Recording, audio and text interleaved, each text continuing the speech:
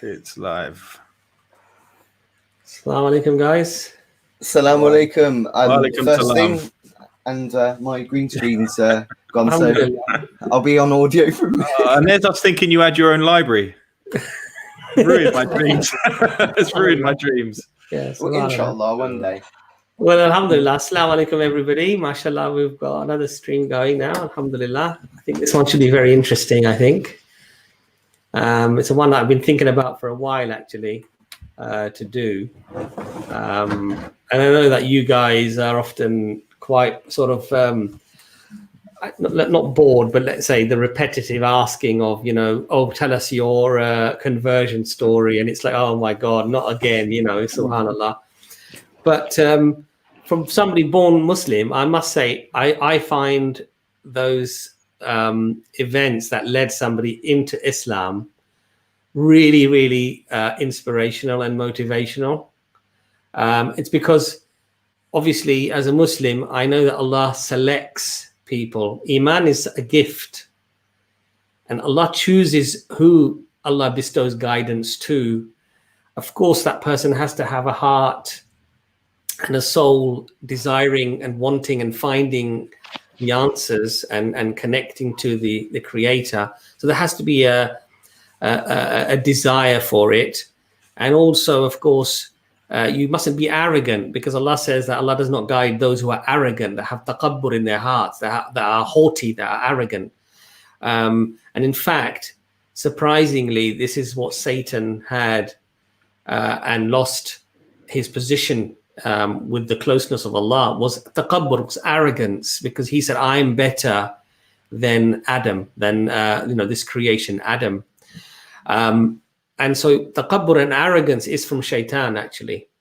And Allah does not guide those who have this taqabbur, have this arrogance inside them. So when I hear a story of or when I have the events given to me in relation to how somebody came into Islam, the reason why I find those very, very motivational is that I can see, subhanAllah, Allah's guidance, how it unfolded in that person's life, in that person's heart, and mashallah, how they actually then entered Islam.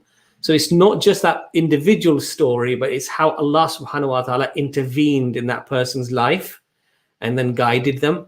So that for that reason, we do find them, we find the sort of the conversion stories very, very inspirational, mashallah, and really, really interesting. And surprisingly, the other thing is, Jordan and Martin and Ben, is that the stories can vary quite a lot, People have different journeys. They have different routes to the truth. And for that reason, I would say that, we do find them interesting. So, but what I would say to new Muslims is that I know it probably is a little bit tiring going through the same thing over and over again, but don't underestimate how much, mashallah, joy, happiness, inspiration, and the strengthening even of our own iman, mashallah, from hearing these things, alhamdulillah. So don't underestimate it, really. So I think we've got Sister Adel, inshallah, joining us soon. And I think we've got Brother Matt joining us possibly in about half an hour, because he's working. Sure. So today's topic, inshallah, finding Islam, a revert's perspective. I didn't want it to be just another conversion story, even though those are very inspirational and they are very interesting.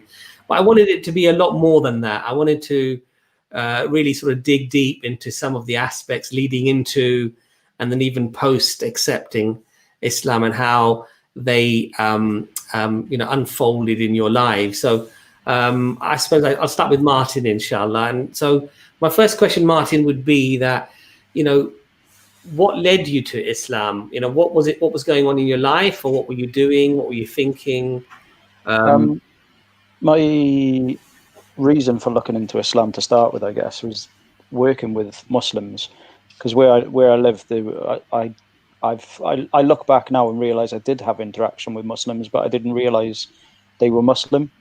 But when I got to working age and started working in Cardiff, I was interacting with a lot more Muslims, and just seeing they were different to what I was used to.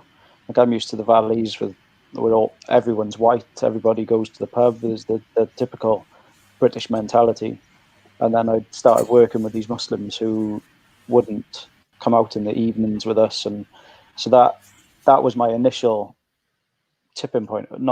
my initial interaction and thinking, why don't they come out? What is it? So that was my spark, I guess, was working with Muslims and seeing their personalities and their beliefs, and then I started asking questions. Yeah. So I wasn't actually. Assalamu alaikum, Matt. Assalamu alaikum, Matt. Assalamu alaikum, Matt.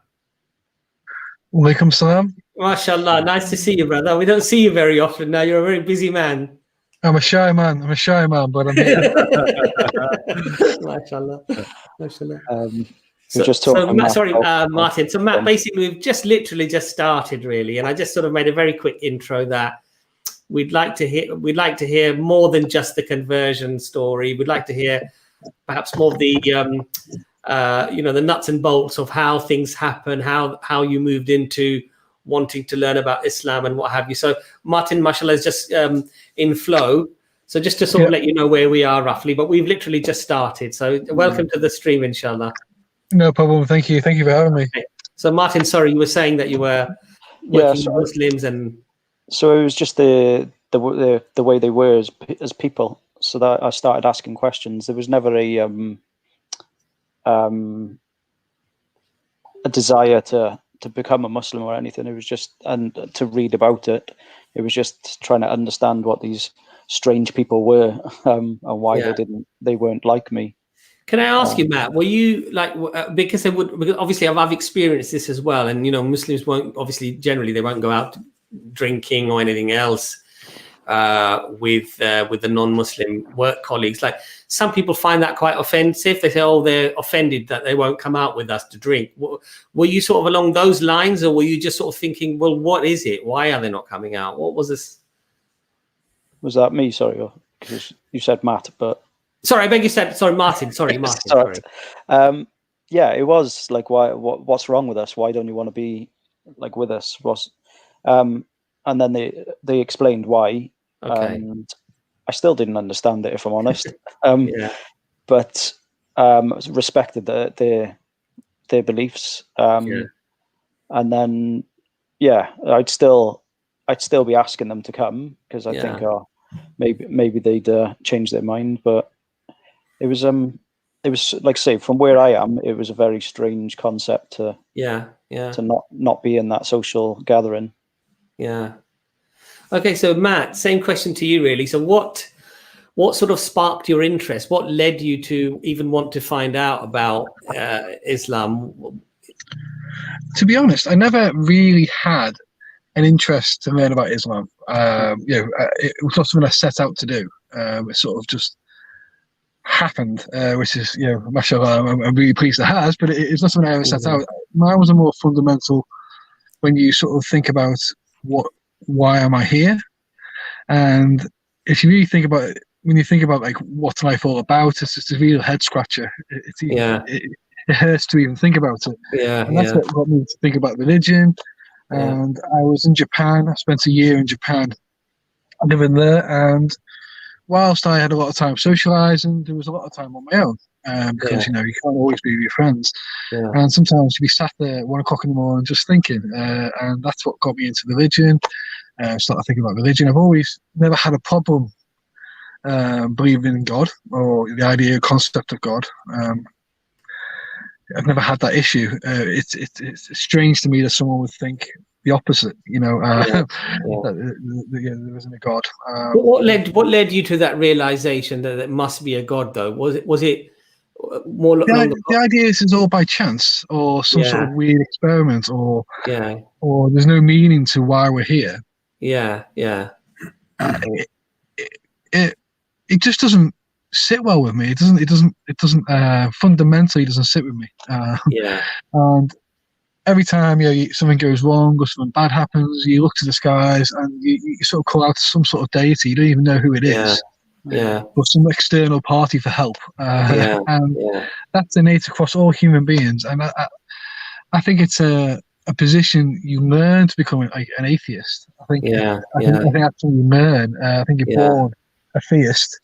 Yeah. Maybe not a Muslim. You know what I mean? Well, obviously we are born a Muslim, but you know, according to Hamza, and I agree with that point. But, and in fact, I think the study in I think was it Oxford or Cambridge where they did quite an extensive study on children all around the world, and they found out actually that they had some intrinsic belief of a higher power, and this was somehow weaned out, and that the atheist point of view actually was, like you said, an acquired position, not the default position.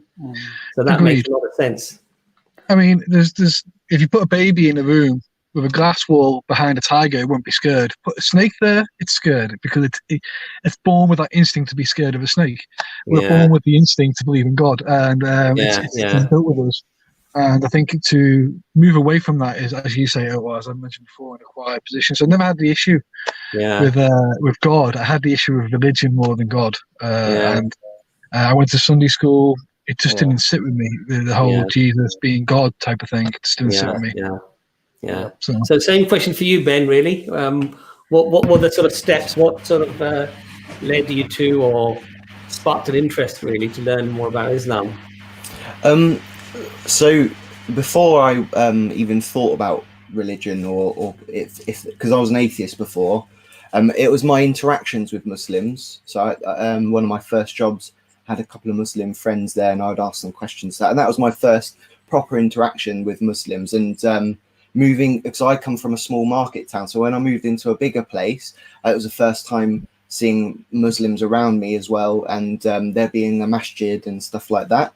That was my first interaction, but I'm still an atheist then. I think the biggest thing that made me, the biggest catalyst was that maybe I'm wrong about that, and maybe there is something that started the universe, and that journey on finding that there is a God.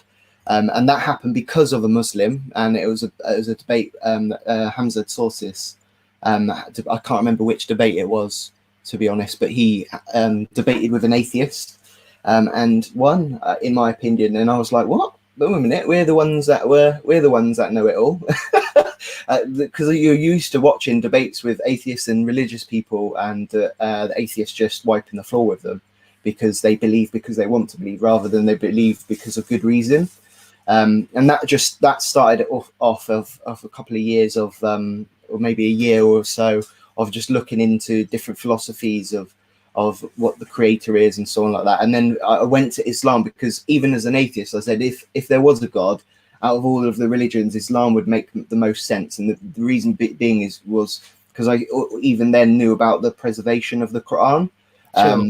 But yeah, I looked into it. I spent under a year looking into the philosophy of there being a God and stuff. And then about a year looking into Islam. Watching Dawah videos, watching anti-Islamic videos, and weighing it up, and eventually I didn't want to become a Muslim, but I had to because I was convinced. And if I didn't, I could bury my head in the sand and carry on. I'd be a hypocrite, and I know what would happen in the end. So I had to take it. So that's the beginning of the journey.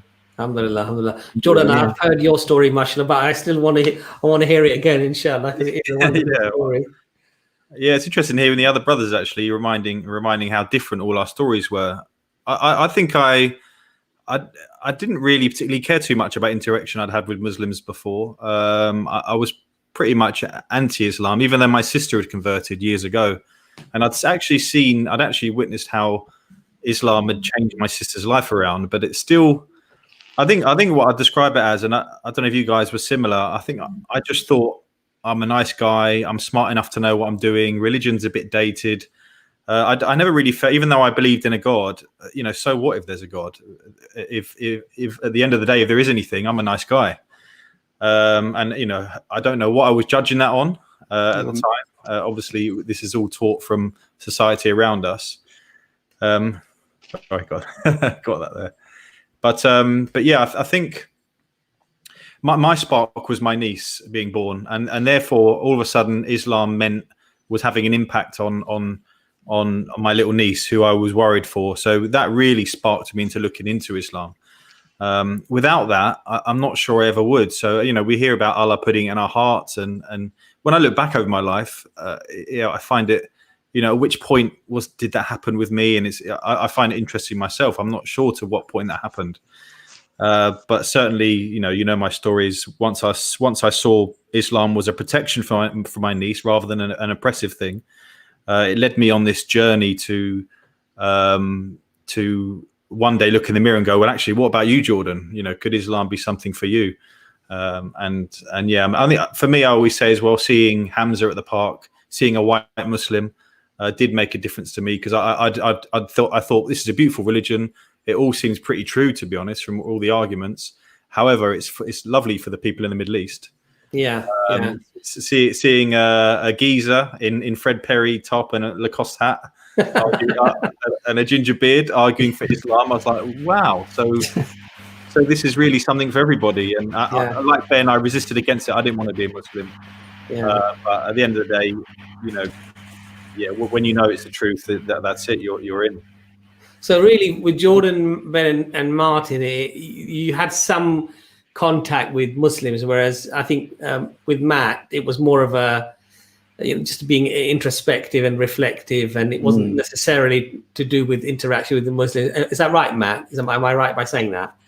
Yeah, because my interaction with religious people, there's good religious people from all religions. You know what I mean? I never looked at a Muslim and thought, I want to be a Muslim. I never looked at a Christian and thought I want to be a Christian. It was just a case of it wasn't. I kind of knew what Islam was, a basic framework. I knew you didn't go out drinking. I didn't know you didn't eat pork and all that kind of stuff. But it wasn't that kind of. It was more, as you say, introspective. Sure. So I think Martin and Ben and Jordan, I think the interesting thing here is that an interaction with fellow Muslims actually can make quite a lot of difference in terms of getting you to think about things, right? Yeah.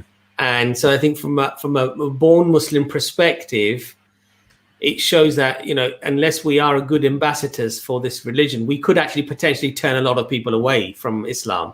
Yeah. One thing I remember the most is, the job was a Burger King, right? And I was a little teenager, and there was two Muslims there, one practicing Muslim and one not so practicing. And I remember, as an atheist, I was a punk as well, a mohawk and everything. I had really big respect for the guy that practiced, and I wanted the guy. It was weird. I wanted the guy that didn't practice to practice. Like, in my heart, it was a really weird situation, because I'm not a Muslim, don't believe in it all. But it was that principle of, this is what I believe. Even though I thought it was silly what they believed. I still had that respect for this guy. Mashallah. If it wasn't for that reaction, I don't know. Allah puts things in your life. Little breadcrumbs that you pick up. And I think that was one of them. And there's lots of them. Even going back earlier than that, my first real interaction with Islam, not Muslims, but Islam, was computer games, playing Stronghold Crusader. So it was like Crusaders against the Arabs and stuff. And that was my first interaction. What is this Islam thing? And then I remember being really interested in it. And my mum used to be a cleaner in the boarding school, and I used to go in as well and to help. And I saw the history history class, and there was a Crusader VHS, and it was about the Crusades, and it talked about Islam on there. And I borrowed it. I brought it back the next day, but astaghfirullah. But I watched it. I was only a kid, and that was my first interaction of what Muslims were. So this notion, this is for all of you again. We'll start with Jordan first. And often people have this. People who are not Muslim, they have this perception that, you must have been uneducated or unsophisticated, or perhaps mentally unstable, or you had this need to belong, or you had some really bad experiences when you were young, and that's what drove you to Islam. And that's often a notion that's put out there to somehow nullify somebody's intelligence, somebody's ability to investigate, decipher information. So would you say that's a fair assumption that they're making, Jordan, or do you think they've got the complete wrong end of the stick there? It's a great question, and if I can, just because the point you made before about people in our journeys being pivotal, I don't think I've ever seen a Shahada story where they've met an example of a good Muslim. And to be honest, in mine was, do you remember that time after Speaker's Corner when I came, we all went out for dinner? Yeah. You and Hamza. Yeah. That was something for me very pivotal. And when I came, and the feeling I had with you guys, and I do often wonder, did Allah plan that? Because if I came to Speaker's Corner and I met the wrong Muslims, it may well have, even though it's an intellectual decision, that experience, it can turn people away. So I do. Because we're still emotional, aren't we? Yeah. But in regards to your question, go on. And I remember that you actually did say that, funny enough, that all the questions that you'd asked at Speaker's Corner and all the dawah that you'd received, actually, when we went out for the meal in the evening, and just the hospitality, the love that brothers showed you and showed each other, the sharing of the food and everything else, that had a bigger impact, perhaps, that you went and thought about afterwards. It was something I'd never experienced before, in terms of no one was judging each other. It was just a laugh, brothers sharing food. It wasn't something I was used to ever in my life. So that had a lot more impact than anything else that day. So the question, Jordan, was that the being uneducated to being unsophisticated and being, having experiences in your life where, you've got either you're bordering on mental illness or whatever, and that's what made you turn to Islam. I'd like you to address those sort of notions. Yeah, I definitely feel that this has been mudslung at theists, and particularly Muslim reverts, that and many people, when I meet them, they go, and they're trying to find something. They're saying, you haven't been to prison, you're not ginger, you haven't had depression. Didn't take long. We'll get Matt's list in a second. Matt's ticking all these boxes. You're not wearing a dress. You're not, and all these things that they try and poke something at you. Assalamu alaikum, Sister Adel. Assalamu alaikum. Assalamu alaikum, Adel. Assalamu alaikum. I'm so sorry to interrupt. It's okay. Problem with my contact lenses. Oh, subhanAllah. We just started, so it's not a problem, inshallah. MashaAllah. But yeah, you're right, Abba, and this is something. So continue. Yeah. So I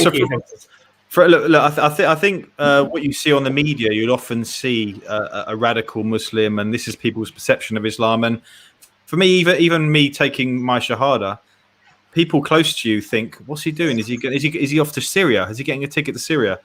And like you say, there's this real ethos that people that take religion need it because their life was struggling. They need to grab onto something.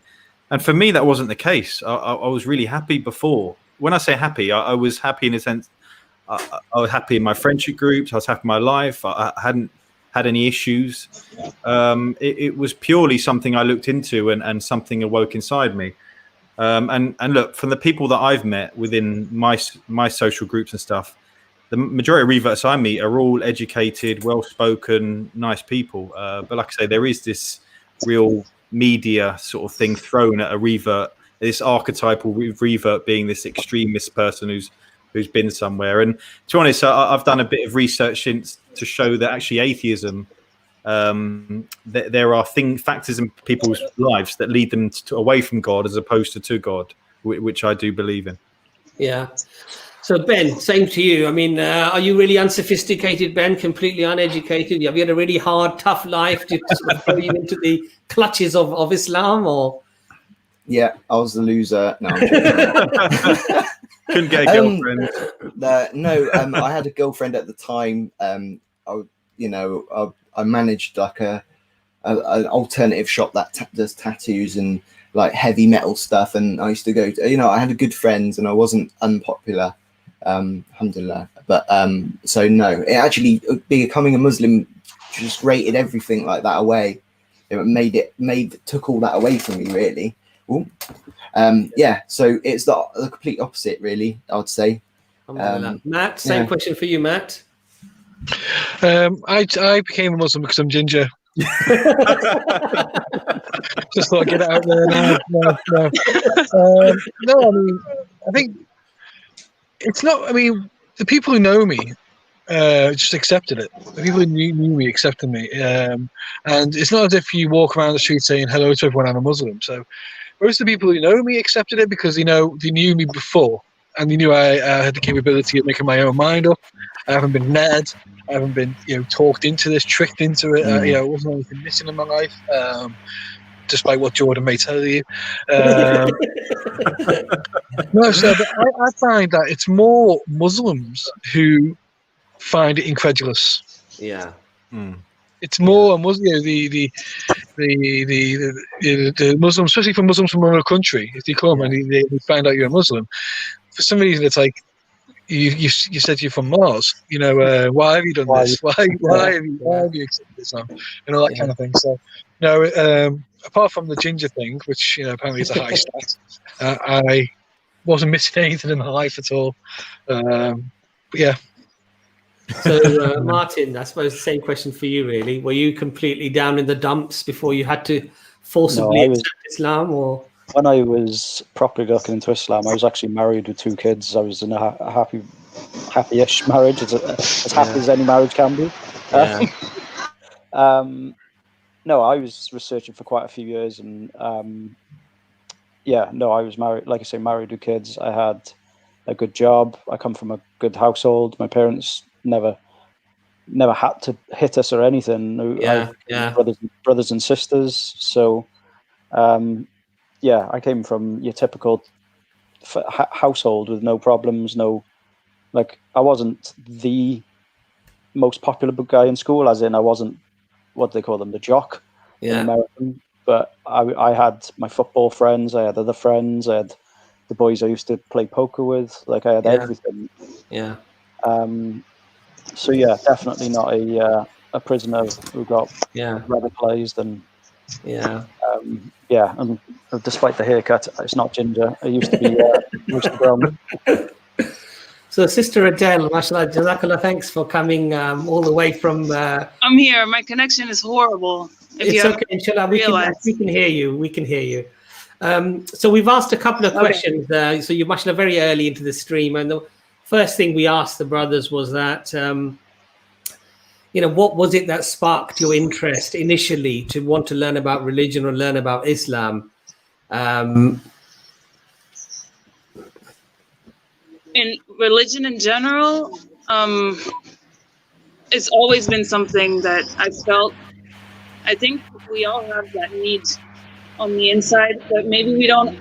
Maybe not everybody can recognize that it's a desire to learn about religion or to be in touch with our Creator. So you go through life trying to fill that space with different things, but you can go 100 years and you can try anything in the world, but nothing's going to fill that void, because it's only being back in touch with who gave you life that you can really feel fulfilled and grow. There's no other way to do it. So that's the first step, I think, is identifying that the search has to go down that road. You can look into, there's so many ways to pass the time in this life, but they're not going to nurture you or help you grow. They might be a good distraction. So I'm very thankful that I've always had that that tendency to explore all different kinds of religions. And but Islam, I don't know how it happened, but it was like a step-by-step thing. But once I started really, I didn't decide to investigate, but once I did, I just said, oh, okay, this was it. It was this all along. I slowly stopped listening to music and stopped, things that were a distraction, and just tried to focus on being in touch with the essence. And so once you read more. Sorry. Yeah. So Sister Adel, I mean, a lot of people, they make this claim that, you have to be uneducated, unsophisticated, you have to have maybe a very horrible life, and that's why people turn to Islam. They sort of present people almost gullible or stupid. What would you say to those people? No, if only. I think so many people have hardships. We have to have a whole other stream to say all the things that I've had my hardships too, and I'm very grateful for them, because that's how I learned, and I knew every step of the way that Allah was with me and protecting me. But so many people go through hardships, and that's their way to say, no, He doesn't exist. Because if he existed, why would this be happening to me? Yeah. So I don't know if that coincides. If that's a stereotype that the uneducated turn to it, I don't think so. Or that people, I think the uneducated, if anything, follow what is more of a normal, like the default Christianity that's more accepted in the world, and not Islam, which is, so scandalous to the uneducated. So, sister, were you in Buenos Aires in Argentina when this journey started, or I believe you spent some time in America as well, or? I was born and raised in the United States, and I came here in 2007. So I've been here for 13 years. It's going to be in December. Okay. So my whole coming of age happened here. It was, and people to this day, and I just came here to explore. I was 19 and I said, okay, I'm going to go see what the world has in store for me.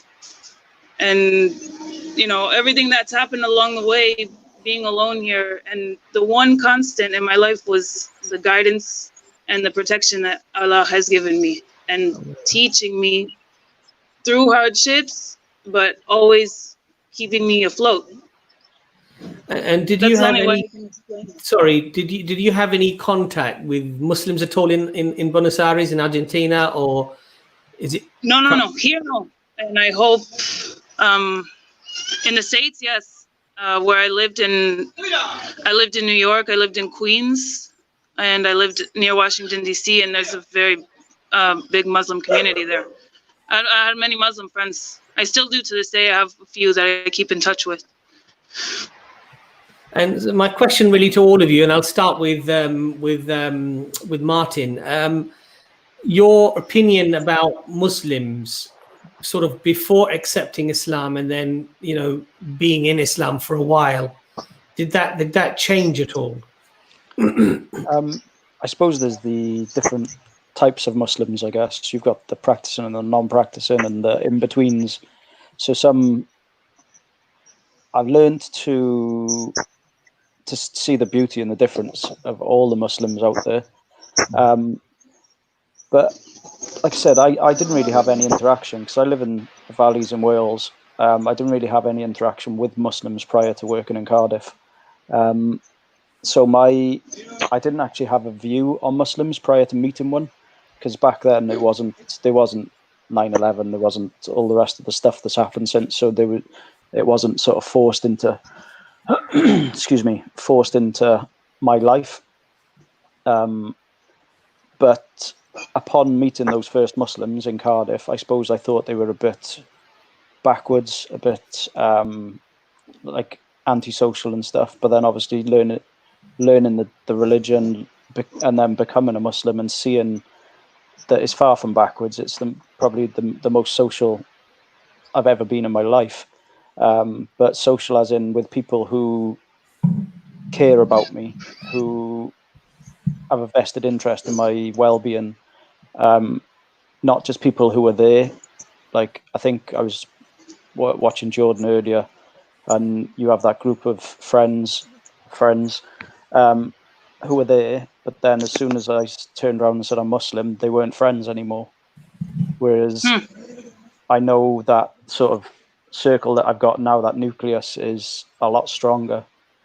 And I genuinely believe that, like, if I turned around to you guys and said, look, I'm struggling, I don't know if I'm a Muslim anymore, you guys would rally around and help me, even though I was going through those struggles. Whereas the other group of friends just dispersed. Like, it was like, oh, this doesn't fit with our norm, bye.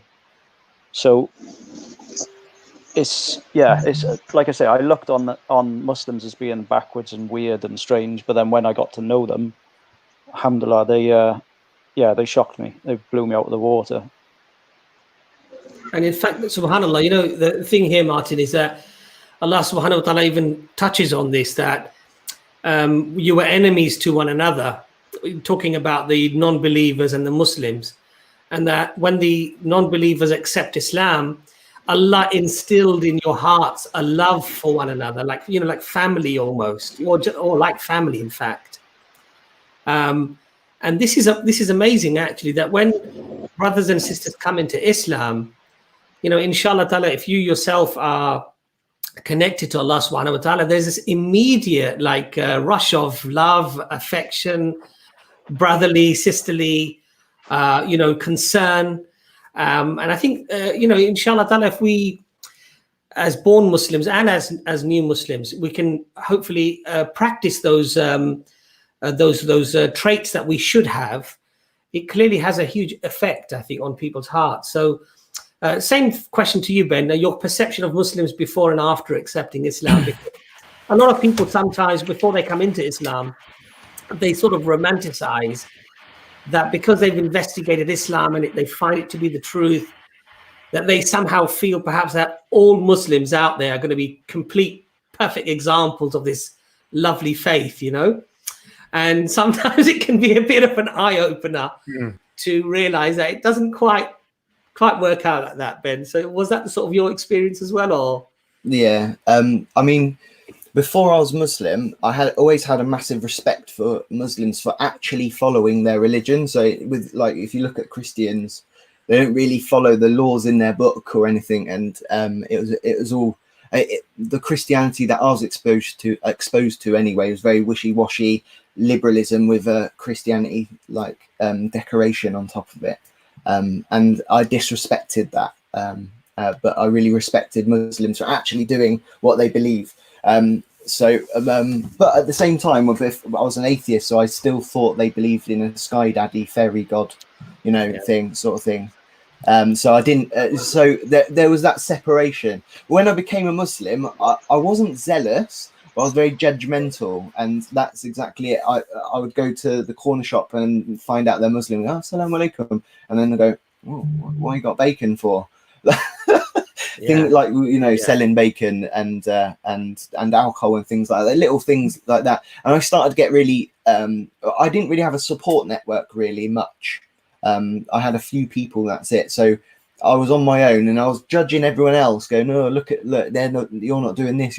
But I didn't even know how to pray properly yet. So I had that weird zealousness, but I wasn't, telling people. I just had it internally. So I was let down a bit. In fact, it was quite hard socially for me to switch from my previous social norms and customs and culture to Muslims. The jokes weren't getting my jokes. The food was too spicy. We had to sit on the floor and use our hands. It was weird.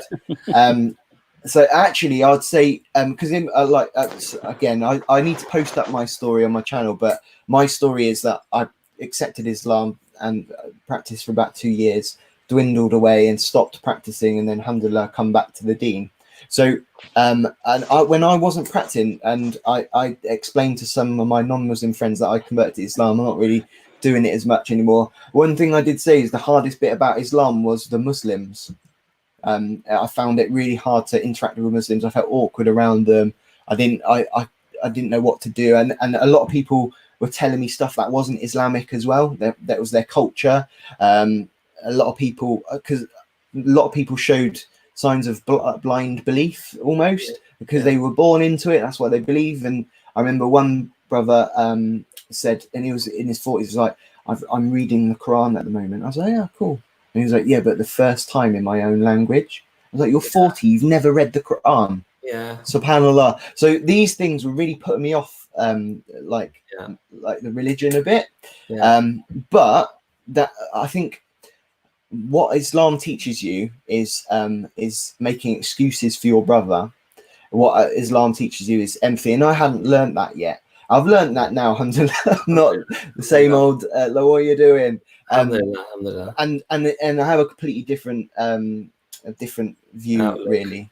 Outlook, because everyone's on their own journey, and everyone's not gone through what my thought process or what I've done. Yeah. And I can't implement that onto other people. Everyone's got their own journey. Alhamdulillah. Thanks, Ben. So, Jordan, right. Did we really let you down, Jordan, after you accepted Islam? All the EFDawah boys, did we sort of? No, definitely not. Definitely not. SubhanAllah.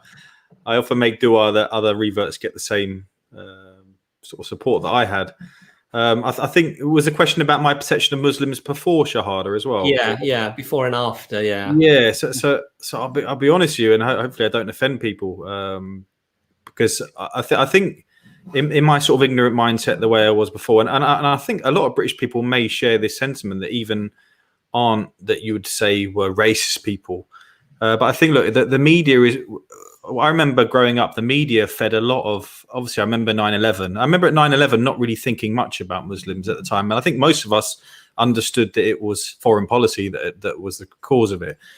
But you started to see more and more terrorist attacks. Then you start to hear about grooming gangs, and so I think the word Muslim to me, even though I didn't really have any Muslim friends, any practicing friends, the word Muslim almost came synonymous with those kind of things in the back of my mind, and the hijab became almost a symbol of oppression, and even perhaps even when I saw a hijab, and then especially fresh after a terrorist attack, in your mind you're kind of linking all of it together, and a lot of this is obviously just fed to us in the media. And obviously now it couldn't be far further from the truth. I mean, seeing Adel with her hijab now, mashallah, looks one of those beautiful things I've ever seen. But obviously at the time before that was the way I thought. But yeah, now my perception of Muslims, I mean, what I've got to say is obviously I think I'm very blessed to meet you brothers, but I think what's quite confusing is you take your Shahada and you think, wow, I've got this beautiful religion, and then you continually meet Muslims that aren't praying, aren't practicing, and it's quite confusing. And obviously it's not in our position to judge. No. And I'll kind of tone that down. I know Hamza, for example, used to turn up to kebab shops and ask them why they're not closed for Jummah. I think in your mind you're quite confused about how you've taken this beautiful religion. They've got it on their doorsteps and they're not making the most of it, and it's quite confusing. It's quite confusing. I remember that being quite a surprising thing for me to take. But do you know what? I think we criticize often sometimes about born Muslims not being sensitive enough and stuff, but there's nothing more beautiful than the brotherhood in Islam. The support that we all receive, and even in the comments and things like that, there's nothing like the Ummah. There's nothing like it, the support you receive in it. They're obviously, like everything that has its sides that needs improvements, but the strength and the support of Muslims post Shahada has been very good. Alhamdulillah. So Matt, I suppose same question to you really. I mean, you said you had some experience with Muslims at work. Is that right? Yeah, that's correct. Yeah, so how did your perception sort of evolve over time once you became Muslim? I mean, thankfully, and thanks to God for this, I got good parents. I was brought up well in the sense that they never taught me to judge anyone. So I never really had any negative perception for Muslims before I took my Shahada or before I even learned about Islam. And I was of my own mind enough to see through, blaming all Muslims for all terror attacks, and all Irish people for the IRA, anything like that. I was able to see, to separate the terrorism from the people, and that kind of stuff. So I've never really had any negative stereotypes. I think a lot of my post-Shahada experience of Muslims mirrors a lot of what Ben and Jordan said to different extremes. I think you need to realise, and it dawned on me, not everyone is knowledgeable and well versed in the Deen, for starters. And just because someone's been a Muslim for 20 years doesn't mean they know particularly a lot about the religion. They could just be doing what they do day in, day out, and not really question it. And so sometimes when you ask a Muslim a question, they don't know the answer, or you sometimes you may even find that you may even know a teeny bit more than they do because you've taken the time to do the research. And so, I mean, it's just realizing that Muslim people are just people. There's a spectrum from good to bad to lovely to horrible, but I love them all, obviously, but there's just people. And I think, like Jordan said, one of the most standout things that struck me after the Shahada was a generosity of spirit. The fact that someone will go the extra mile, they find out you're a Muslim, they'll go the extra mile for you, and you do the same for them, and it's just that you do have that a sense of brotherhood, which it wasn't something I was expecting, but it's a beautiful thing. Alhamdulillah. Very nice answer. And so, Sister Adel, I think you can still hear us. Sorry, I think you've got some work going on in the back there, so it's a bit awkward for you. So yeah, so how long have you been Muslim now, Sister Adel? It's about 6-7 weeks, is that right? I'm here. See, they left. They were doing some work. The 28th of March, I said the Shahada. So yeah, a bit over a month. But it feels like a lifetime. It's crazy. Alhamdulillah. Alhamdulillah. It feels like it's totally different. Alhamdulillah. And do you have any contact with other Muslims there in Buenos Aires now? Have you managed to make any links with people there, or is that something that you're still looking into? Or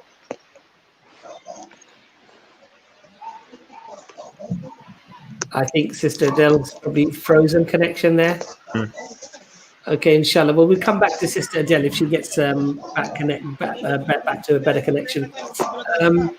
So I think one of the things that I've learned from that, Jordan and Ben, and from all of you, is that really, you know, Muslims and how we behave and how we act and our knowledge of Islam, you know, can be sometimes a little bit like, you can take it back a bit. You think, well, I found this wonderful, beautiful thing, and then you sort of somewhat confused as to why are you not following it, because you've already born a Muslim and you already had this. So I feel that there is this sort of surprise and astonishment, even if, of course, as Matt said, we don't judge people, but I can imagine that when you have something so beautiful and you choose not to follow it, that can be a bit confusing, I suppose. So what I would ask is that what organizations, or Sister Adel, we've got you back, is that right? For the moment, let's see how long the internet connection lasts. Let me ask you the question quickly then, just in case we lose you again. Have you managed to get more contact with Muslims now, but maybe in Buenos Aires or in Argentina, or is that something you're still looking into? I'm trying to on Facebook what I can find, but I've located maybe 2 or 3 mosques that are within maybe 2 hours distance, and that's about it. There's really not much of a Muslim community here where I live. Not at all. In the city there's some, but since the lockdown, they're not really. I guess I don't know if they're not keeping in contact. For the moment, it looks pretty bleak, sadly. So just online, but I'm thankful for that. And are you finding your connection with the EFDawah and mashallah being on the group, are you finding that to be quite supportive, helpful?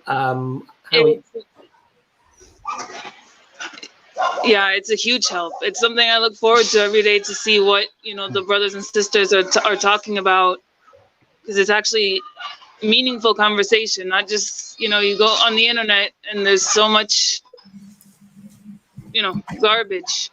But having this group of people that you can talk, and you know you're actually you know, learning something or sharing something. Alhamdulillah. And we do share the odd picture of our cakes or burgers or yeah, during fasting hours as well. Thanks a lot. During fasting hours. So so we do a bit of that as well. Subhanallah. So Jordan, question for you is that did any organizations or you know, particular brothers or sisters help you with your journey into Islam and then post-Islam? Yeah, so I guess in the group, yeah. All of you guys. Alhamdulillah. Thank you, Sister Adel. I'm going to ask a question to Jordan now, inshallah. How do you do this? How do you say that? Or what, you know, Alhamdulillah. the willingness to teach each other. That's what what's really refreshing. Because I know that in other religions, they kind of look at you like, oh, well, if you don't know, then maybe you shouldn't be here, you know? Yeah. But with the brothers and sisters, they feel like a duty to teach you, because they know that it's good for you and it's good for them to spread the knowledge of how to practice. Alhamdulillah. Jazakallah Khair, Sister Adel. That was mashallah really inspirational. So Jordan, did, as I say, the same question to you in terms of organization or whether it was individuals that helped you? Yeah, so my I did a lot of stuff in isolation, to be honest. And so I used to speak to my niece. I mean, I would say, looking back, my niece gave me dawah. You know, she used to say to me, "Uncle Jordan, I don't want you to go to the hell," or "Uncle Jordan, Allah doesn't have a son," she'd say over Christmas time. And we'd have these conversations, and so I would then go away and start looking into it. And I was looking into bits of the Quran. I was looking online, trying to get. Even then, I sort of was aware there was bad sources out there. But I guess my journey of interacting with other Muslims started when I actually Facebooked Hamza. I saw him as someone who, you know, interested me because you know, like I say, similar backgrounds and stuff. So, and fortunately, he responded to all of my messages. And when I look back at them, some of them were silly messages. I remember one of them was, "Why are we getting 72 virgins? I don't understand." You know, I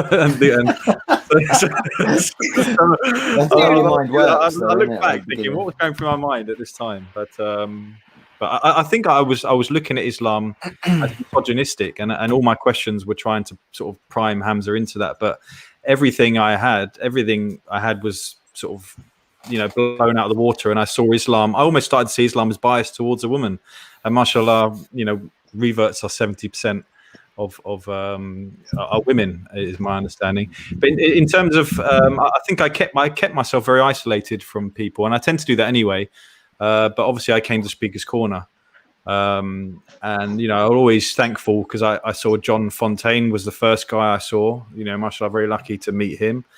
And then I got to see you guys, and then that formed a relationship very early, where you guys right from the get-go were very supportive. Initially, you came, Jordan, just to have a look. You wasn't going to talk to anybody. Is that right? So I thought you were just going to come and go check out a few debates, lurk around in the background, and then run off. But it did quite well. Like, as soon as the brothers there knew I was interested in Islam, I had cameras, I had other people coming around, and all of a sudden there was this circle around me. I was like, "Oh, there's no escaping this." and then we whisked you off to dinner afterwards. And it was actually, I think it was EFDawah was the first that they got me, and then obviously they knew I wanted to meet Hamza. So Hamza's always busy, and I got to meet you guys at the end of the day. I think it was when the sun was setting. If you look at the videos. And then, like I say, that formed a. But yeah, to be honest, that was it in terms of I didn't really associate myself with any masjid. I went to Jummah to Imam Foundation with Anis, Hamza, and my journey just went. And I guess I built friendships, lifelong friendships in those time as well. So alhamdulillah. Ben, same question for you, my friend. Ben, can you hear me? Hello. Yes, Ben, can you hear me? Sorry, it's a bit laggy. Okay. He's in the comments. I was looking at the comments. Did you find any particular individual or group, or because you said initially you didn't have a lot of support, and that was a reason for perhaps withering a little bit. But what sort of support did you get, and from where, that you found sort of helpful? So when I wanted to take my shahada, there was a guy doing dawah. He was quite an old man doing dawah in city centre. Although I already made my decision, I went up to him and he offered to take my shahada. We went to his house and he converted his conservatory into a place to teach and to help new Muslims. So alhamdulillah, I had that. But the thing is, what was good is he taught me how to pray. He answered some questions that the best he could, and taught me how to recite Quran. So we'd go every week. So when I took my shahada, he goes, right, we meet up every, I think it was Thursday at a time, this time, and we basically learnt Quran. So I learnt Al-Fatiha, then Ikhlas and so on. But I didn't really do any, that's it really. And he put me in contact with another revert brother. So I was really grateful for that. If I didn't have that, I'd probably slipped away a lot quicker. But I just didn't click with anyone. And when I was a little, I struggled a bit. I had a lot of questions when I first started. And like I said, I didn't want to become a Muslim, so I was probably pretty awkward to deal with. Do you know what I mean? So I was asking quite questions, but they didn't really have any answers, and I drifted away. And I actually, after about like the second year, I actually went to a Quran only route, and I started meeting up people who only believed in the Quran and not the Hadith. and there was a group of them, and they all acted with my culture, so I felt really at home there. This is another story completely. Maybe we'll talk about it in the future. Inshallah. But when I come back to the deen, I tackled it head on with the hadith, and obviously now I accept a hadith as something to follow.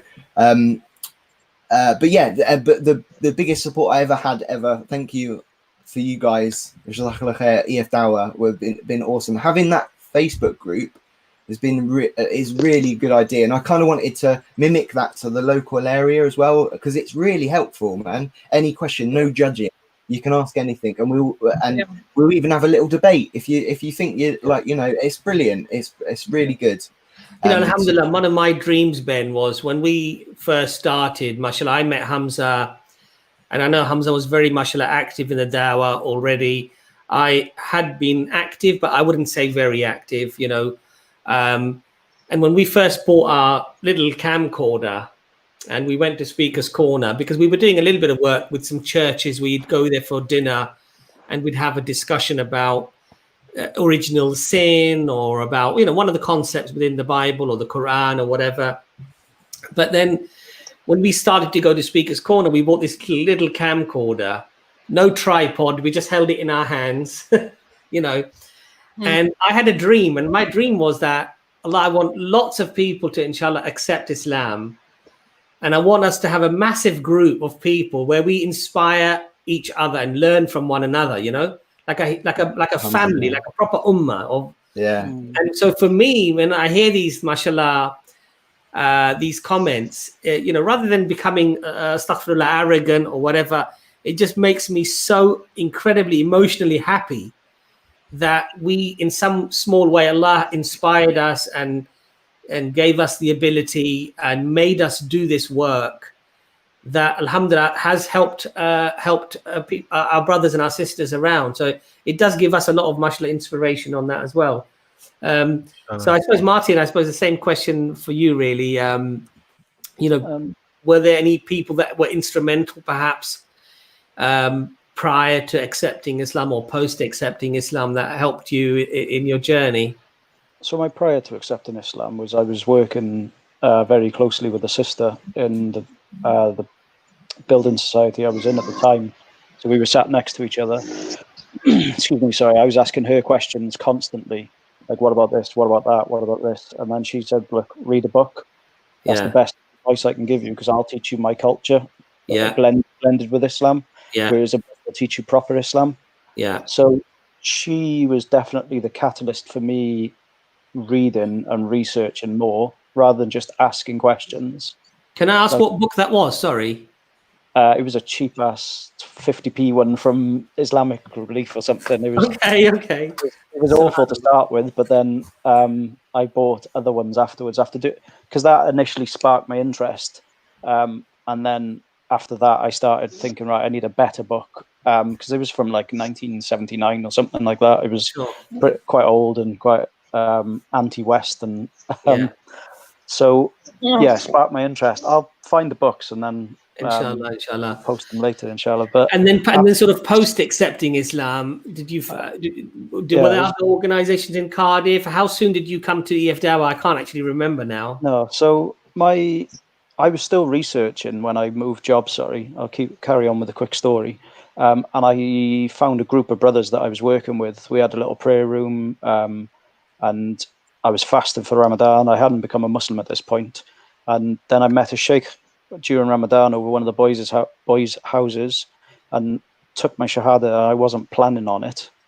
And then that sheikh, for 2 weeks, taught me the basics. Like Ben said, you learn Al-Fatiha and how to pray and stuff. But then he went back to Singapore. And I was on my own for a year then, which was horrific, if I'm honest. It was hard work. Like, the boys that I'd worked with were still there, but I suppose most born Muslims don't realize the help that we need. They see the shahada and they're like, alhamdulillah, we got one. And then they don't realize 20, 30 years to learn their religion, and we've a couple of months or years. So I was on my own for about a year, and then I met a brother called Tanvir, in one of the mosques near where I was working, and he introduced me to Aira, and they were doing a new Muslim retreat. MashaAllah. And I begrudgingly went along because I was thinking, I don't know what I'm going to do. I don't know. I didn't know much about my religion at that point, and it was 2 weekends back then. It was, so you do one weekend 1 month, 1 weekend the next month. So I thought I'll sign up for the first one, and I won't go to the second. Well, I wasn't going to go to the first one. I won't go to the second one. Yeah. And within the first day of getting there, I signed up for the second one because it was so beneficial, so informative. So that Aira retreat was the real spark that pushed me on my journey. And during that retreat, I met Isa. So this was about 2.5 years ago now. MashaAllah. And Isa introduced me to you guys in the group, which I had known about EFDawah anyway. Okay. Because I'd watched your videos and on YouTube. And then he said, I can get you in the group if you want. So I came into the group and I learned so much more.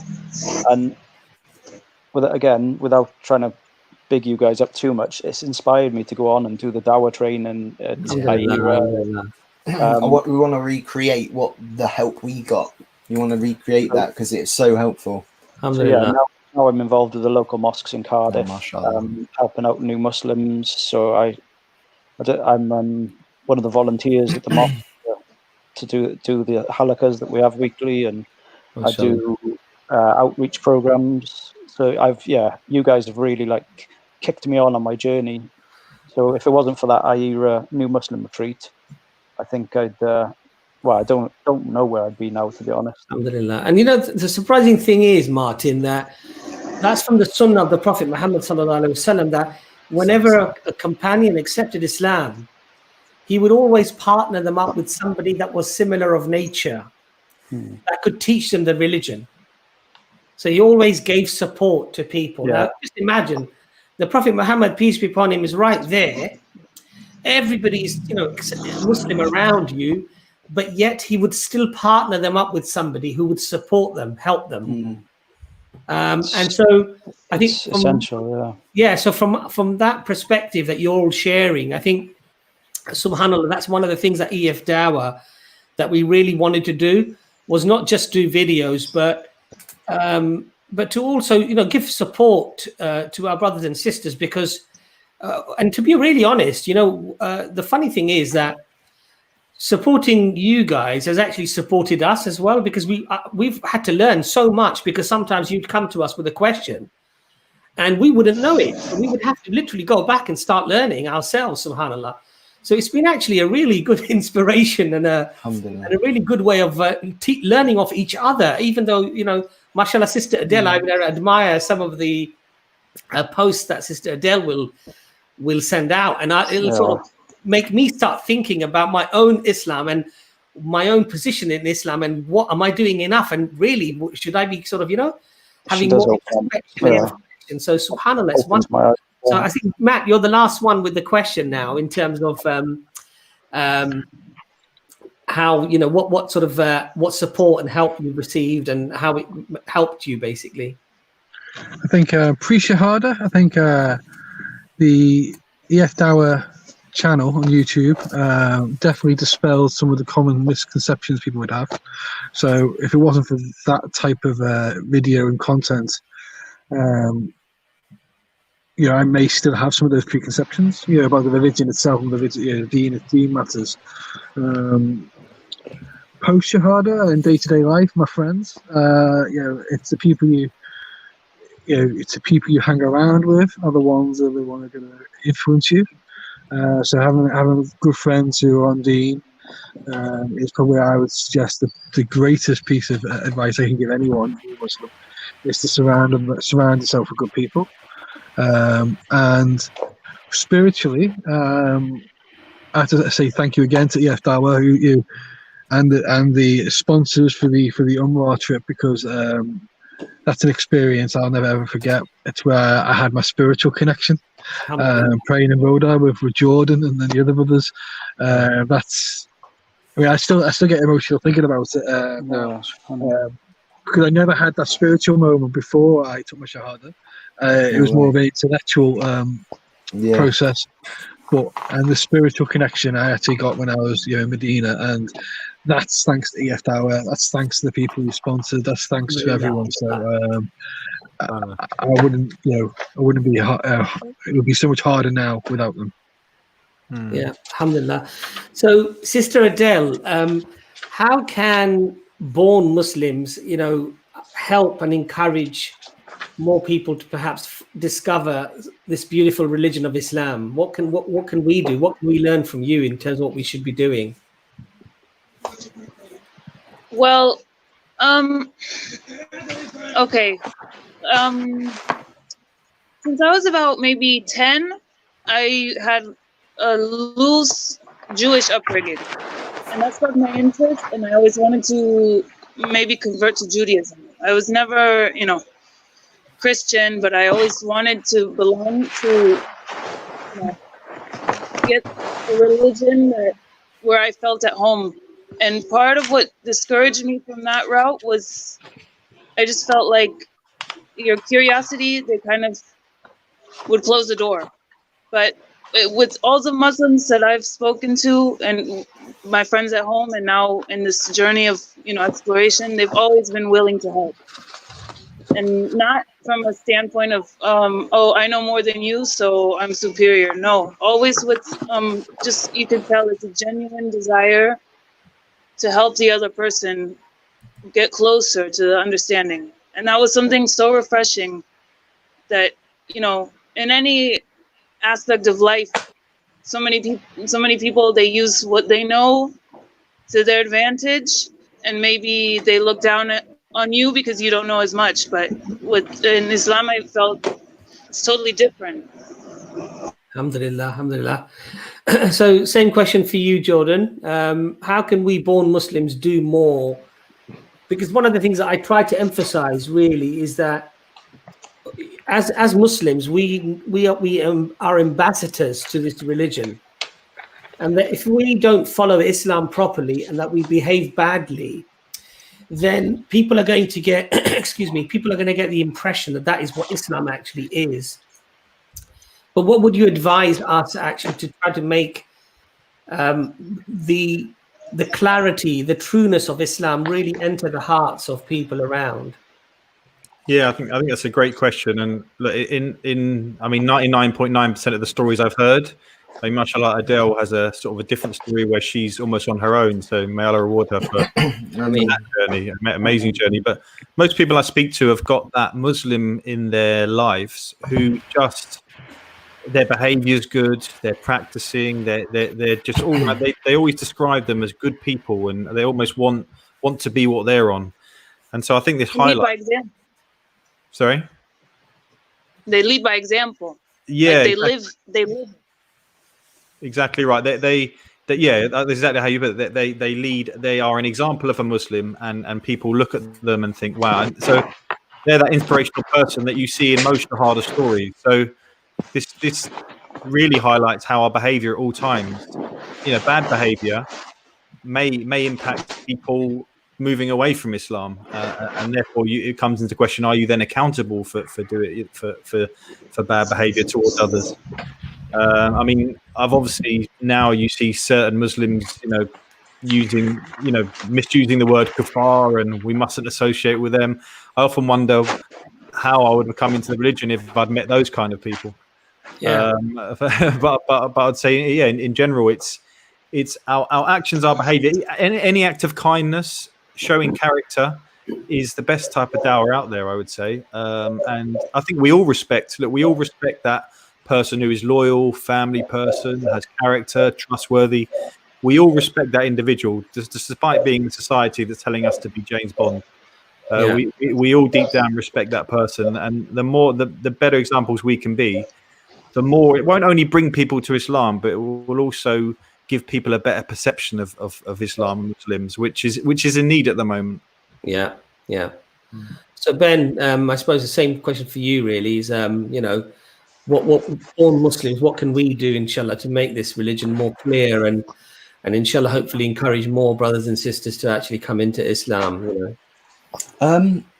So to help I would say there's 2 points really. I'd say is to help new Muslims.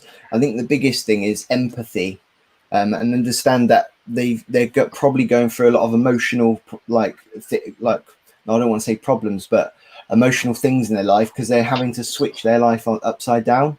Yeah. So a lot of forgiveness, understanding, make the effort to understand where they come from, where they're from, as in what they used to believe, what their family are like, and so on. So you can have some empathy with them on their journey and support them, because we are proper like newborn babies. We need a lot of support. So it's not just about the shahada. And the second point, what did you say that what can Muslims do to help? Yeah, what can we do? Like, so for example, I mean, what example should we be setting? How can we make this religion clearer to people, you know, who have these misconceptions, for example, to hopefully try to make them more attracted to the religion?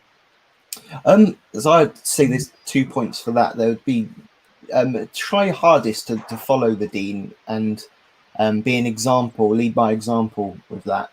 And the second one is you need to educate yourself on why Islam is true. Why? Because if you're a born Muslim, you've been given the gift of being born into this wonderful religion, but you don't just rest on your laurels. Find out why it is the real religion. You know what I mean? Yeah. And then you'll be able to defend it. As simple as that. All these little slurs you get here and there, they're easily refuted once you learn about your religion. So I encourage people to learn their deen and try as hard as you can to live by it. Yeah. Same question for you, Martin. Sorry, I was away for a while. Are we boring you here, Martin? Sorry. I was looking for my books. Look, I found the books. You don't find our stories inspirational enough. I found my book that I was reading. Where's my camera? Just joking with you. That one. Okay. It was Islam, A New Historical Introduction by Caroline Hildebrand. Right, mashallah. So what can we do, Martin, as born Muslims to hopefully clarify the religion and inshallah attract more brothers and sisters to the truth, to the deen? I suppose, well, I don't know if we could attract people, because Allah guides who he wills, but I've been into schools to talk to Muslims into Muslim schools to talk about my journey and what attracted me to Islam. And it is the characteristics of a good Muslim was the major thing that attracted me in the first place. That's what sparked my interest, I guess. But teach the religion in English, I suppose, is the best way. If you're in an English-speaking land, obviously. Don't use words like subhanallah and even though because I do these presentations for children in schools within the mosque that we're in, and we always use the word God. Like we know that when we're talking about God, we mean Allah, because it's the same person. Yeah. But for somebody you're talking to who may not be Muslim and you use the word Allah, they might think that that's a different God, and they'll instantly switch off, and they're like, I don't care. This is something. Because we're coming from, like, I used to go to, same as Matt, I used to go to Sunday school. I used to be that religious family as well. So if somebody says to me Allah, I'm thinking that's somebody different. That's not who I know. So if you're trying to make it more accessible for basically most of our panel here, use words that they'll understand, break the religion down into easy things. So, because when we're presenting to non-Muslim kids as well, mashallah, we am I still here? Yes. Sorry, it just suddenly popped on my screen. Sorry. Like I say, we use the simple texts. So that's one way to make it knowledge easy to access or what's the word I'm looking for? Make it accessible or relate, to be able to relate. So I mean, not feeling like a foreign religion. You could sort of say Allah, God. You could say God, Allah, who we call Allah, and make it more accessible rather than assume the person already knows all the terms that you're using. So I do appreciate that.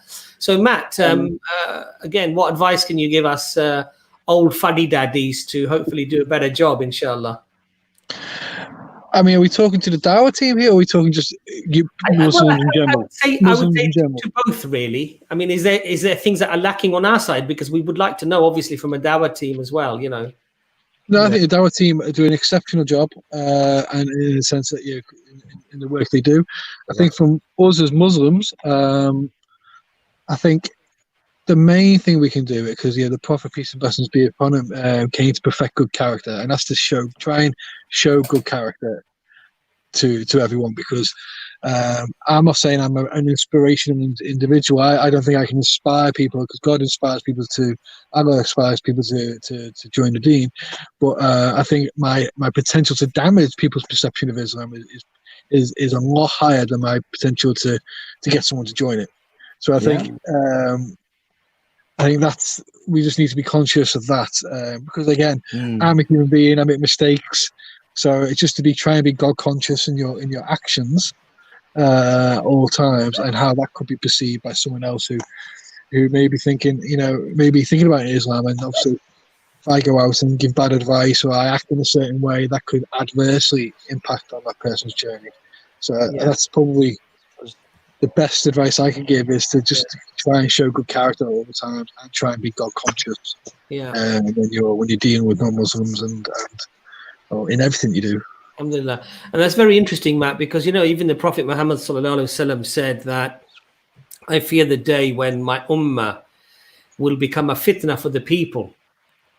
In other words, the Muslims will become a reason to turn people away from Islam, because of their bad actions, because of their lack of following, because they're, following other than Islam, basically. And so I think all of you really touched on that, which is that we as Muslims have a huge responsibility, whether we're born Muslim or we come into the religion, recently, which is that we are ambassadors of this religion, whether we like it or we don't. And if we become a fitna, trial for the people because of our bad actions, because of our harshness or our lack of manners or lack of decorum, lack of honesty or decency, and people are turned away from Islam as a consequence, then we will be held responsible.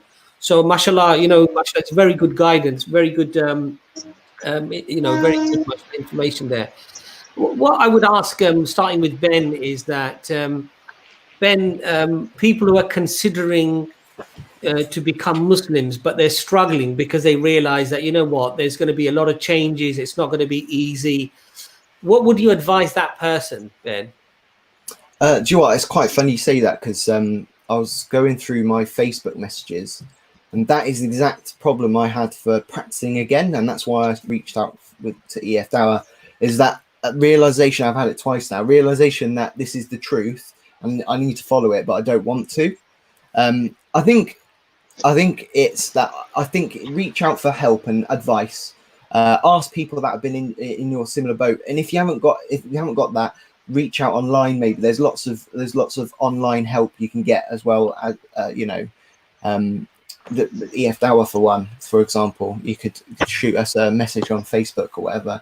It is hard, because it's that idea of that I need to be a Muslim, but I don't want to give up this and that. Well, one thing is, you don't have to straight away. You don't have to become like you don't go and you grow a beard and you got a kufi on, or you know what I mean? You can just be yourself, and you can, bit by bit. It's all about just recognizing that there's a God and that He's connected with us, and you're just going to connect back with Him through salah, through the prayer, and that itself will build up the iman to want to give up. You end up wanting to give up these things eventually, but you don't have to give them up straight away. The companions, the prophet, the religion was given over 23 years. Right. They didn't. The Prophet, peace upon him, he fasted 9 Ramadans. It wasn't given to the companions overnight. So no one expects you to do it overnight. So just I would say, just take the shahada. If you believe in your heart that this is true, just say it out loud. Say, I believe only one God, and that Muhammad, peace upon him, is the messenger of God. And then start your journey, mate. Because it's wicked. The end point's wicked. It's a bit of a bump and ride here, but the end goal, alhamdulillah, it's a beautiful way of life. It's a beautiful. And the thing is that even as a born Muslim, you are going to slip, and you're going to do things wrong. You're going to say things wrong, and you're potentially going to perhaps miss your prayer or whatever, you just turn to Allah, you ask for Allah's forgiveness with sincerity, and you just strive to do better. Yeah. And that's all Allah wants. Allah wants you to just keep striving, working and trying. Allah does not expect perfection. If Allah wished perfection, Allah would not have created us with imperfection. Exactly. So it reminds me of a verse in the Quran. I forgot it off by heart, but there's a verse in the Quran saying, it doesn't matter how big your sin is, all you who have transgressed themselves by sinning, you can turn back to Allah. I'll get it, so I'll bring it up in a minute, inshallah. So I suppose, Jordan, same question for you, really. With what would you advise that brother or sister who's maybe contemplating becoming Muslim, but they're really struggling because of what people might say or how their lives might suddenly transform? Yeah, I'll never forget a quote from Sister Adel, actually, about I think you said, sister, that you don't feel worthy of Islam. So that was kind of almost delaying your shahada. Yeah, a very inspirational quote, I think, that I often use. And it's so true for many of us that we almost see the shahada as, unless we're the perfect Muslim post shahada, we better not do it, and we better not let people down and let our creator down. Whereas when you delay the shahada, maybe you've got a bit more time to sort yourself out. Clearly, it doesn't work that way. Sorry, go on, Adel. I said, or make excuses. You put it off, and keep doing what you're doing. That's right. And compromise I think Shaitan would definitely play tricks on people who wanting to convert to Islam. And I remember in my head thinking having all of these worries, what people around me thought of me. It was a really big deal for me. Even after my shahada, I still had all these issues. It was only really in Rhoda in Medina that I really a weight was lifted. But even for a year into being a Muslim, I was still very fragile. And that's further, message to born Muslims that reverts are in their first year. Often they may appear strong in their deen, but they can often be still quite fragile. They haven't built their foundations yet. So yeah, but look, when we're talking about a shahada, we're talking about the keys to paradise. So we're talking about something a lot bigger than most, if you put it into perspective. And that's not always easy for a revert to kind of digest. But to me, once you take your shahada, and there's no real emergency for you to come out. You don't have to go up and down the street singing "I'm a Muslim," and you can do things in your own time. I think the main thing is take your shahada and then get onto the second pillar, which is your prayer. Then all of a sudden you have a connection to Allah, and then you work from there.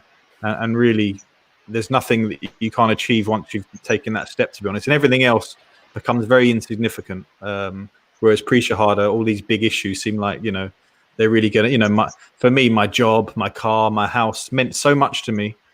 Now I know that I could lose all of that. And it wouldn't, I would still be fine. Alhamdulillah. So I suppose same question really for you, Martin. Sorry, I was chuckling at Hamza's comment. Okay. Yeah, apart from Matt, go on. Yeah. So what did I want to say? Yeah, it's good. I want to talk about some of the brothers that I mentor for new Muslims. So basically, what I'm saying is that what advice would you give to people who are considering to come into Islam, but they're reluctant to, because obviously it's a big change, and it potentially could be, they might see it as quite sort of like quite an upheaval in their lives. Let's say, what would you advise that person, basically? That's what I said. That's what I was sort of saying. And with guiding new Muslims and people who are looking into the religion, it's to so I've spoken to many potential brothers who haven't taken that step yet, and when you actually speak to them, and they deep down believe the same as me. I deep down believed that Islam was the truth, but it's what is society going to think of me? I've got to give up. Like, I've got to stop going to play poker in the casino. I've got to give up my alcohol. I've got to give up this. I've got to give up that. And people think that they've got to be this perfect person before they become a Muslim. And it's the complete opposite. All you've got to do is have that belief in your heart. And whatever's inside, you just got to let it out of your mouth. Let those words come out. and after that, then slowly start to change yourself. It's baby steps. Like Mo Farah didn't become the best, if he is still the best marathon runner in the world overnight. Sure. He trained up to that. He got there eventually. So, so that's not necessarily the analogy I use, I guess, but you've got to build up to being able to run a marathon. You can't be that superstar straight away. So it's like I say, it's that initial, if you believe it in your heart, let what's in your heart come out of your mouth, and then try and better yourself there. And once you keep learning the religion, you'll want to change. Like I wanted to change the more I learned. Like I can see there's a brother called Jake T in the comments, and he's saying he's learned so much, he's knowledgeable, he feels like it's correct, but he hasn't taken Shahada yet. He's probably going through the same problems I went through, where you think you've got to be a perfect Muslim, but none of us are perfect. I guarantee all 6 of us here well, I know we all sin. We don't outwardly admit to it, but we all sin. And I think it was the Prophet, peace be upon him, said the best of my ummah is the sinner that repents, or something along those lines. Abbas, you can probably after they've sinned. Yes. Yeah. So I just advise whoever it is just to take that step and then very slowly change your life. Well, I had a very interesting lecture by Khalid Yasin, and his analogy was that, you can't build a house in a day, and build the things that are most important first, which is the foundation, which is your iman, and then you build the walls, which is your salah, your prayer. And and you build things, and you don't worry about the roof, don't worry about the tiles, worry about the foundation first.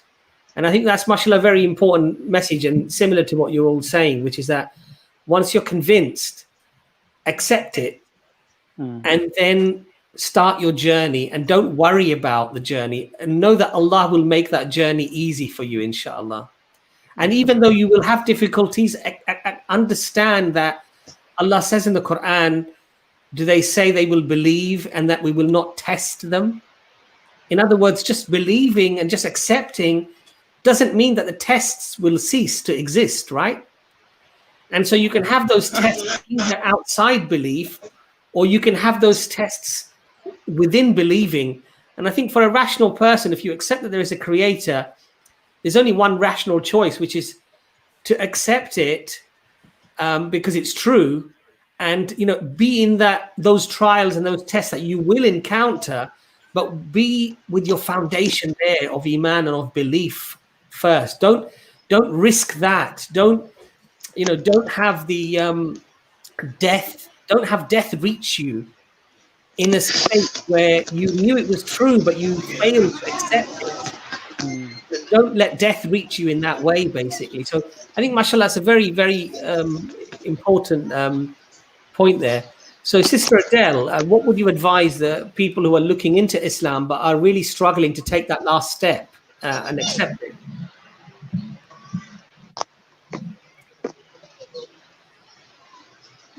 I don't know if she can hear us. Sister Adel, can you hear us? Oh, no. Okay, well, I'll ask the question to Matt, inshallah, and then we'll go to Sister Adel once she gets better connection. Hi. I think a lot of the brothers have made good points so far, which I'm not going to repeat. I think, though, some of the advice I give, and it's anything in life, never mind just accepting Islam. I think if anything is preventing you, if giving up something is preventing you from doing something which is good for you, you need to assess what that is and why it's got that kind of hold on you. So, I mean, for example, when I was much younger, I may not have gone out with a girl I liked because I thought my friends might not agree with it. You know what I mean? As soon as you start preventing yourself from doing things which are good for you, and it's because you don't want to give it up, you need to really assess what kind of grip that's got on you.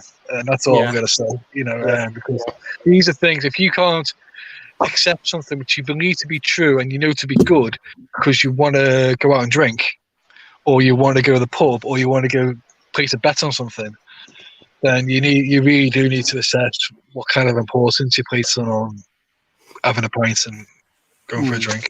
So I'm laughing because Brother Jordan is cracking a joke, which I found hilarious. And he's saying, being a ginger would have prevented you from having a girlfriend anyway. That's Martin. Where did you put that? You're on a down stream and you're still chatting. Look, Jordan can fire shots all day he wants. We all know the balance of things here. He can fire shots typically privately all day. And you wonder why I don't come on here. Subhanallah. So, Sister Adele, what would you advise? What would you advise somebody who's struggling to accept the truth?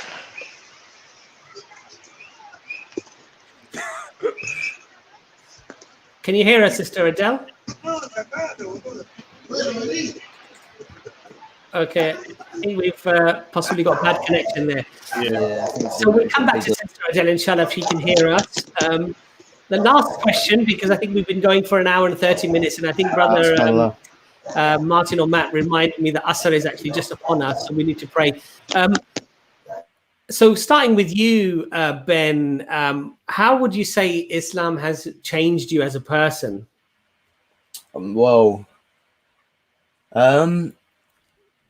That's a deep question. I suppose I'm a lot more disciplined. I even now, to be honest, I've got a personality of just quenching my desires, and Islam helps you put that into a controlled manner.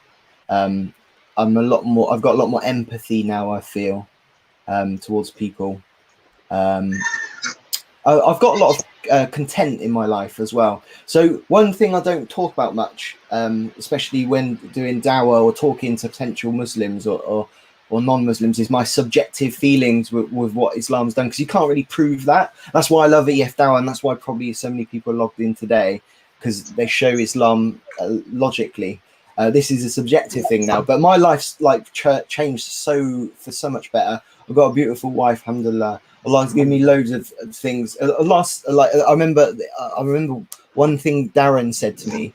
He said, "Whatever you give up for Allah, He'll replace it with something better." And that was the thing of when those times where I had to give up big things in my life for the sake of Allah. That's when my iman went straight up, because Allah did that. It was amazing. I've got some amazing stories of that. Seems so like to someone that doesn't believe in God, for example, I think it's a massive fluke. You jammy git, they'd say. But things that have happened to me that have been awesome, and I've got, because of that high iman, I've got a massive content in my life and a certainty, which is really cool. So yeah, alhamdulillah, it's really good. Alhamdulillah. I don't know what else to say. Alhamdulillah. Jordan, same question for you. How has Islam changed your life? Yeah, I think like I always say, before I was content before. When I say content, I think deep down we always yearn for, we always have those moments. What is our purpose? And we ask the big questions, sort of, when we go through tough times, and I always did that anyway. But I was fairly content as I was. But becoming Muslim definitely, as I say, put things into perspective for me. You essentially are, guidance is a massive thing. I think I always had an arrogance before that I could guide myself, and I think most people in this country that I meet have that same opinion, that they're smart enough to guide themselves. I think it's hard to describe the feeling of becoming Muslim. Obviously, essentially, you've submitted yourself to Allah, and to some people, a lot of people ask me, Jordan, how have you given up all your freedom from before? You could go out clubbing, you can do this, you can do that. Why would you give all that up? And I feel like it's the other way around. I feel like I've actually escaped from all of that, and now I'm actually on the true path. Yeah, so big time. It's I certainly haven't given up my freedom. I feel like now I'm free. Now I'm free from all of that stuff, and I have a straight path, and I know exactly in life what I'm doing now. And so it's a beautiful feeling. Alhamdulillah, alhamdulillah. Martin, same question for you then, inshallah. How has Islam changed your life? Alhamdulillah, I've been blessed with so many amazing friends now compared to what I used to think were friends. So that has changed massively, I guess. But my children see the change in me as a person. They can see I'm a calmer person, a happier person. So for my children to turn around and say, we can see it's improved you. Like my children aren't Muslim at the moment. Inshallah, they will at some point. But for them to turn around and say, Dad, we can see you're a better person, that's more than anything, I guess. Like, and then, yeah, I'm more patient. I got more time for people. Like I've realized the importance of family, my mum, for example. So yeah, it's just made me a better person, more grounded person. I used to chase the things in this world, like the watches, the nice cars. I wanted to keeping up with the Joneses, I guess. And now I'm not focused on that. Now I'm more focused on what I can do to help other people, I guess. And like I say, I try and do a lot of stuff with the new Muslims. I try and do stuff with schools. Like I'm trying to be a better person, I guess, and give back rather than take all the time. So alhamdulillah. I think that's the biggest change, I guess. Alhamdulillah. So Matt, how has Islam changed you as a person? As much as Jordan is going to take the mickey out of this, you know what I mean? Because let's face it, he has nothing better to do. I think I'm going to mirror his comments. It's freedom. Whilst people think like it's limiting, it's freedom. It's freedom through limitation. You're limiting yourself to what's good for you. So, mashallah, I don't smoke anymore. I'm happier. I've got a mechanism to deal with stress. It's a great equalizer. It's a healthy way of life. Yeah. I try to be a better son, a better brother, a better friend. I try to, and it's led to so many improvements in my life that and it's not like really like big significant things. It's just small improvements here and there which add up to a better quality of life. And I'm just so grateful that I've had that opportunity, and I was selected, invited to join Islam, and it's really humbling to be part of the religion, part of the deen. So it's made me more confident, and it's just helped me deal with life in general. There's always a solution to every kind of problem, and it's just the massive equalizer. Everyone's the same. Everyone's got the same problems. And there's a mechanism by which to deal with it. Alhamdulillah, alhamdulillah. Sister Adel, so we lost you for a bit. Can you hear us? Sister Adel, can you hear us? I can hear you. I can. This internet. I'm sorry. It's okay, mashallah. You've done pretty well. Yes, can you hear me? Yes, we can. So, Sister Adel, somebody who's contemplating coming into Islam, but they lack the confidence, or they lack the drive, or perhaps they're just nervous about taking that step. Can you advise that person? What should they do?